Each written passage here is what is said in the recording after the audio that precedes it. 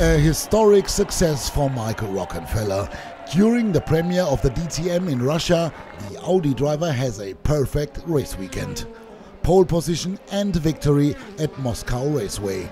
His second win of the season and the third of his career, but much more important, he extended his points lead.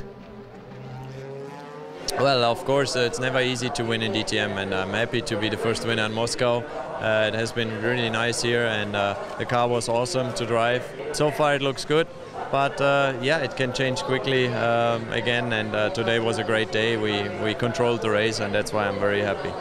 In second place, his fellow Audi driver Matthias Ekström, who leads the race for a while, but has to slot in behind Rockenfeller again after his second mandatory pit stop.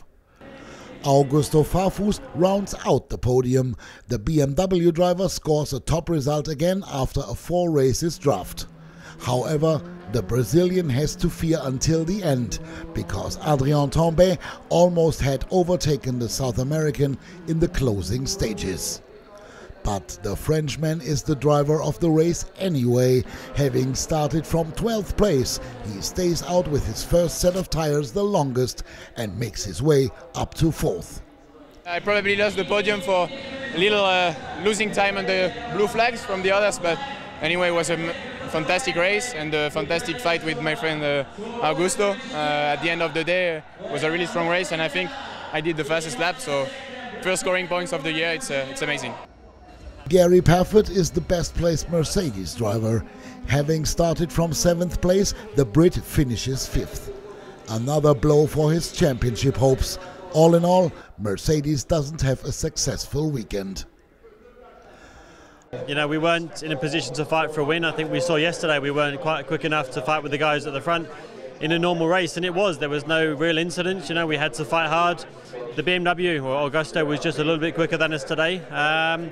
And then I was really pleased to be able to catch Jamie and overtake Jamie towards the end of the race, because, you know, 5th place really was the maximum, and I think we achieved what we could have done today. However, Bruno Spengler fares even worse. Rockenfeller's main rival in the battle for the title has a race to forget.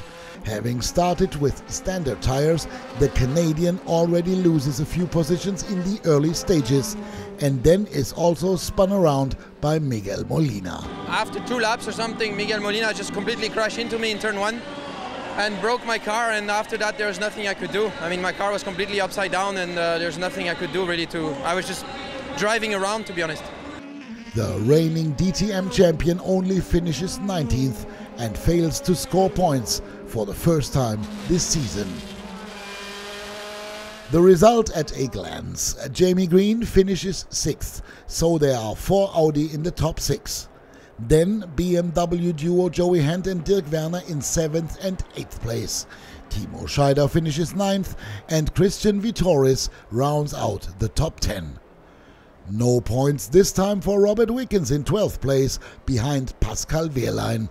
Next up are Felipe Albuquerque and Roberto Meri. The BMW trio with Marco Wittmann, Timo Glock and Martin Tomczyk in 15th, 16th and 17th place. Daniel Juncadella finishes 18th, Andy Prio is 20th. Eduardo Mortara and Miguel Molina retired. A glance at the point standings reveals Rockenfeller is now 27 points clear of Bruno Spengler, quite comfortably in the lead. Another 10 points down, Gary Paffett in 3rd place. Augusto Farfus is now 5th, but Matthias Ekström makes the biggest progress in the driver's standings. With his 2nd place finish, the Swede moves up from 11th to 7th place in the points. A successful premiere at the easternmost DTM race of the year, with an overjoyed Mike Rockenfeller.